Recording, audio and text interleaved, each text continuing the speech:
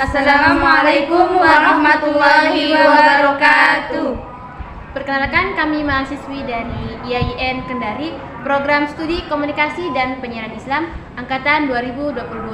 Perkenalkan, nama saya Nur Fikriani Sarman sebagai editor. Perkenalkan, nama saya Rusida sebagai pewawancara. Perkenalkan, nama saya Alma Yunita sebagai dokumentasi dan editor. Perkenalkan, nama saya Laili Subetur Rohma sebagai notulen. Hari ini kami akan mewawancarai seorang wirausaha yang sukses menggeluti di bidang tanaman hias dan sukses juga sebagai tokoh masyarakat. Beliau bernama Sarman SAG.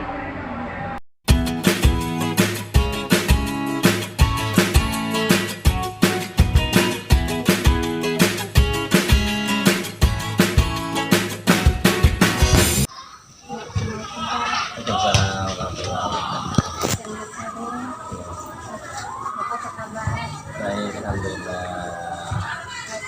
Perkenalkan, nama saya Rusida, Ya, mahasiswa IAIN Kendari, Program Studi Komunikasi dan Penyiaran Islam.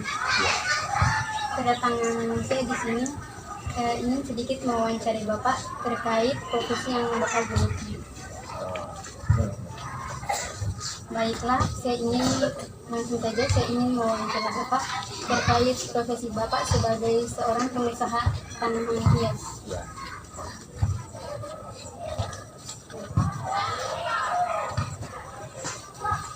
Kira-kira sudah berapa lama sih dan sejak kapan Bapak merintis usaha tanaman hias ini? Saya itu mulai usaha tanaman hias sebetulnya berangkat dari hobi saya itu kan budidaya di tanaman pembibitan ya. Namun karena keadaan dan peluang usaha itu di tanaman itu sangat membutuhkan dan menjanjikan dari segi ekonomi, maka saya beralih ke hobi tanaman hias. Mulai usaha tanaman hias itu saya sebetulnya kalau dibanding dengan yang lain barangkali masih belum terlalu lama, tapi kalau dari tahun berapa saya memulai, mulai dari tahun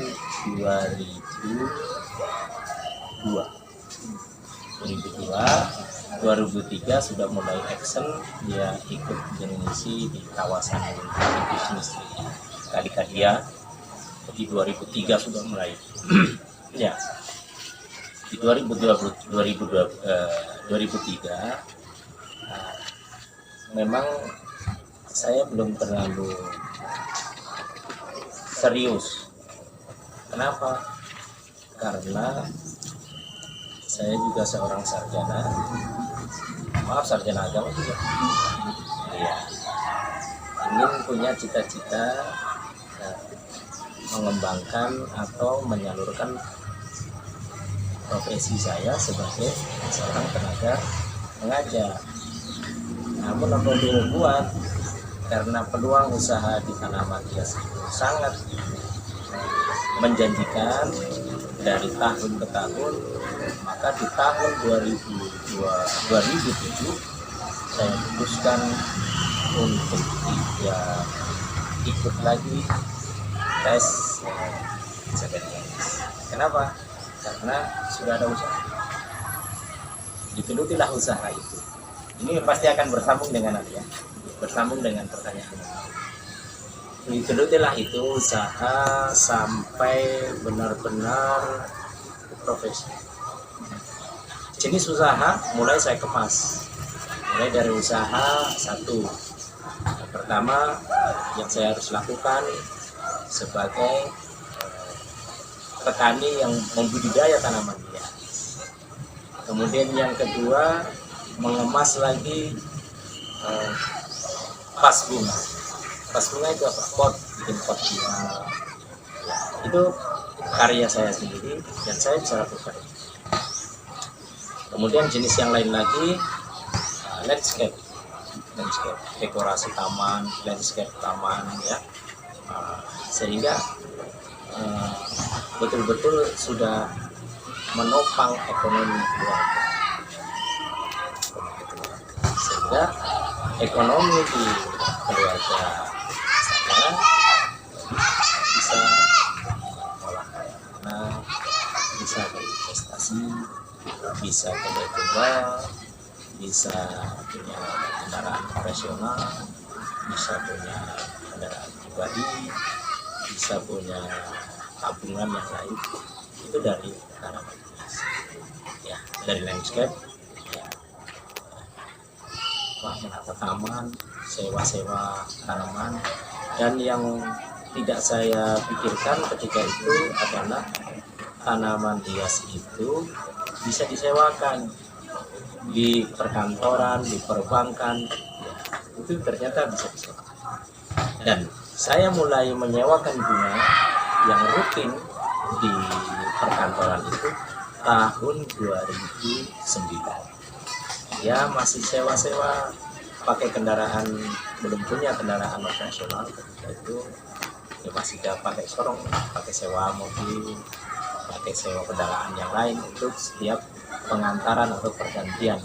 Dan itu sangat menjanjikan. Ternyata yang saya rintis itu dari mulai bank, kantor, hotel itu sudah mencapai 17 kantor. 17 kantor. Sehingga itu memacu teman-teman yang petani tanaman hias itu untuk ayo terus berbuat. Dan kepercayaan teman-teman kepada saya terlalu tinggi sehingga saya ditokohkan sebagai ketua kelompok tani. Kemudian setelah itu masuk lagi ke ketua kelompok tani, gabungan kelompok tani. Setelah lebih besar lagi masuk pada asosiasi. Dan saya memegang asosiasi tanaman hias itu tidak lama, 10 tahun. Dan kembali lagi banyak di dalamnya petani-petani yang sarjana. Ada yang sarjana ekonomi, ada sarjana pertanian, ada sarjana sosial dan sebagainya, banyak. Tapi ternyata saya yang diamanahkan untuk memimpin atau menjadi orang tua di yang pertama. Itu sudah cukup membuat saya senang, bangga terhadap kemampuan, talenta, bukan dari proses pendidikan, tapi memang dasarnya adalah punya kemampuan. Yang lain lagi. Kan tadi Bapak sudah jelaskan tentang membudidayakan tanaman hias. Selanjutnya saya bertanya, menurut Bapak apa sih yang membuat usaha tanaman hias ini berbeda dengan usaha-usaha lain? Sangat berbeda. Kalau di tanaman hias itu ada jangka pendek, jangka panjang. Kenapa? Kalau jangka pendek itu adalah tanaman yang sangat mudah dibudidaya. Ya, sangat mudah dibudidaya dan itu cepat, umurnya cepat. Mungkin 1 bulan sudah bisa. Bahkan yang di tanaman hias ada yang sampai tahunan. Seperti contohnya ada beberapa jenis tanaman hias. Itu tahunan, baru bisa apa namanya? Panen istilahnya. Nah itulah yang membuat saya untuk lebih serius lagi di dalam menangani beda dengan tanaman lain seperti sayur misalnya, kemudian padi, jagung, kedelai itu kan musiman. Tapi kalau tanaman hias tidak musim. Dan grafiknya dari tahun ke tahun itu memang tidak terlalu tajam. Seperti misalnya padi misalnya ya. Itu kan padi itu ada tanaman yang tahun ini menghasilkan sekian ton per tahun. Setiap tahun depan misalnya naik misalnya atau tahun depan atau gagal panen dan sebagainya. Tapi kalau tanaman hias tidak seperti itu, terus ya rutin. Memang ada di tanaman hias itu yang namanya waktu. Jadi misalnya ada tanaman hias yang lagi ngetren, lagi populer, nah itu yang tinggi harganya. Setelah itu lari semua. Nah itulah yang mengangkat tanaman hias itu semakin bermasyarakat. Dulu itu ibu-ibu, orang-orang cinta tanaman hias hanya minta, Pak minta anakannya, Pak minta satu dong, Pak minta pucuknya, minta batangnya dan sebagainya. Tapi setelah begitu kita dudukin, kita kemas dengan baik dan kita kenalkan kepada masyarakat tanaman hias itu, orang malu sekarang minta. Pergi. Dengan begitulah menambah ekonomi menjadi gitu ya Pak. ya. Selanjutnya saya mau bertanya tentang tadi kan Bapak bilang ada yang tinggi harganya. Jadi kira-kira itu tanaman apa yang tinggi harganya? Banyak. Kalau di tanaman hias itu macam-macam. Contoh saja seperti ini yang saya di samping saya ini tanaman anthurium, ini tanaman aglonema dan sebagainya. Kalau di tanaman hias itu ada istilah-istilah yang mengangkat tanaman hias itu menjadi, saya kembali lagi bahwa tanaman hias itu kan barang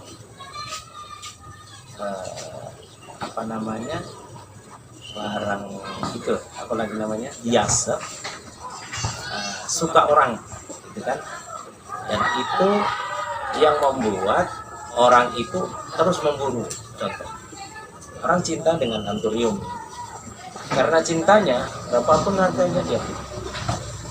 Sama di budidaya ternak misalnya, burung itu kan masa masuk akal, burung kecil begini ya misalnya masa mengalahkan harga ayam, ya toh, bahkan bisa ratusan juta. Tanaman hias pun seperti itu, ternyata bisa juga dia tanaman hias itu melambung. Sudah pernah dengar nggak? Ini ada di YouTube. Tanaman hias itu satu pohon dia mencapai bandrol 1,3 M. Oh, percaya dan tidak percaya itu ada, dan itu sudah ada yang menawar berapa. Dan itu yang seperti itu, itulah yang mengangkat dan membuat kita itu semakin semangat.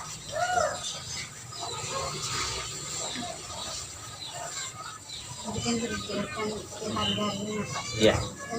Sekarang saya mau bertanya lagi bahwa berapa sih kira-kira penghasilan dari tanaman hias ini per bulannya?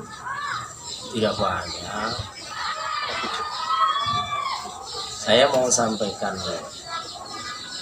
saya 1 bulan sekian, nanti ada yang kaget. Tapi dari hasil tanaman hias, ada yang bisa lihat sendiri ya. Saya bukan pamer, tapi ini karena ada wawancara. Saya dulu tentang hasilnya. Saya dulu itu kan tidak ada pekerjaan selain tanaman. Setelah tanaman hias itu berkembang dengan bagus, ekonomi saya bagus, saya punya investasi. Ada rumah. Pertama saya rumah satu.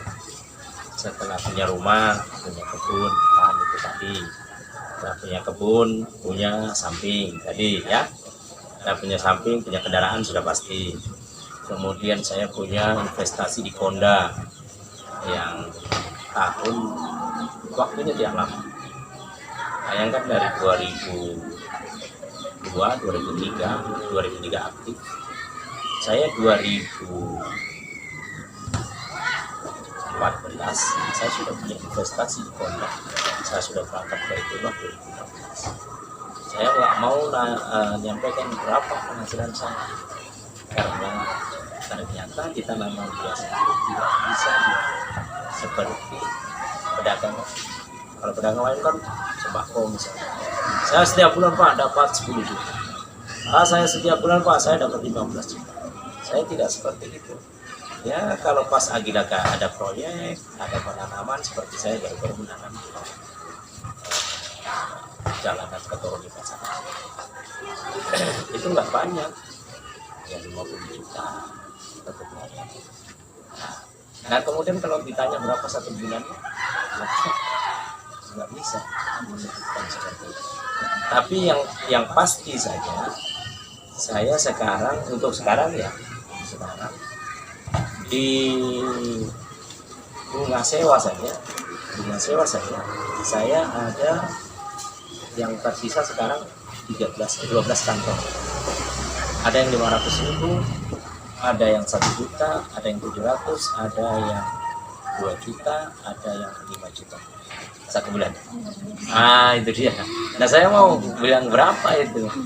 Nah kalau dirata-ratakan itu bisa mencapai, dari bunga sewa saja sudah bisa mencapai di atas 15, belum yang lain. Tapi ya nanti saya tidak mau nyebut itu berapa ya. Dalam membudidayakan tanaman ini, kira-kira sistem apa sih yang Bapak gunakan? Sistem apa maksudnya? Ini bagaimana? Saya sistem kerjasama. Tidak bisa kita hidup sendiri. Maksud saya begini, tadi kan ada yang saya sebut, ada kelompok tani, ada gabungan kelompok tani, ada asosiasi. Maka di dalamnya ini akan menumbuhkan kerjasama dan banyak hal yang bisa dilakukan dengan bersama-sama. Pada intinya tidak bisa sendiri. Kalau kita sendiri maka yakin lama besar. Tapi kalau kita bersatu bersama-sama, misalnya menyuarakan tanaman hias Kota Kendari, kota dalam taman, ya, itu kan disuarakan. Nah kalau sudah disuarakan begitu berarti dia enak untuk berbudidaya. Ayo semua. Seperti sekarang ini tambang kan itu betul-betul merusak lingkungan dari segi lain ya. Nah itu adanya penghijauan. Nah kalau ada penghijauan berarti di dalamnya ada tanaman. Nah kalau ada tanaman berarti membuka peluang kepada kita. Caranya kerjasama. Petani dihidupkan. Jangan dibiarkan petani itu sendiri. Ini dihidupkan.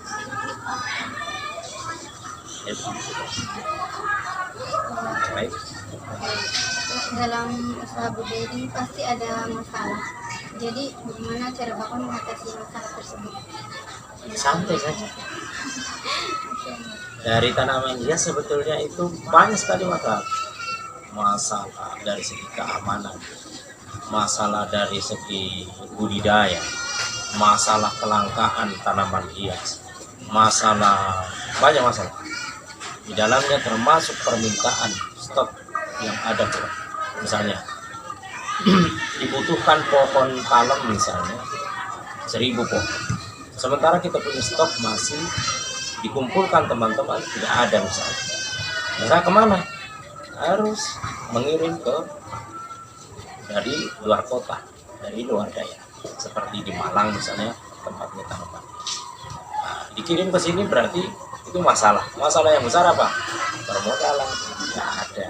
Sementara proyek atau kebutuhan itu harus ada barang baru dibayar. Bagaimana caranya? Ya dengan cara kita pinjam. Di mana? Ya di permodalan. Ya, dari bank atau dari koperasi atau dari apa, itu yang bisa menopang kita untuk mengatasi masalah. Banyak masalah. Dan itu saya santai saja. Kenapa seperti itu? Karena bisnis tanaman hias itu satu keindahan. Kalau terlalu serius, tidak santai, maka banyak yang tidak sesuai dengan teknik. Mudah saja, santai saja. Setiap masalah pasti ada jalan. Setiap item masalah pasti ada kemudahan dan susah ada. Tapi semua ada jalan. Yakin saja itu ada jalan. Baik Pak, bagaimana sikap Bapak jika ada yang mengkritik pekerjaan Bapak sebagai pengusaha tanaman hias? Senang. Oh ya, kenapa? Kebanyakan orang yang mengkritik itu orang yang atau orang yang sudah lihai dalam budidaya tanaman. Tapi yakin bahwa kemauan orang masing-masing itu kan biasa.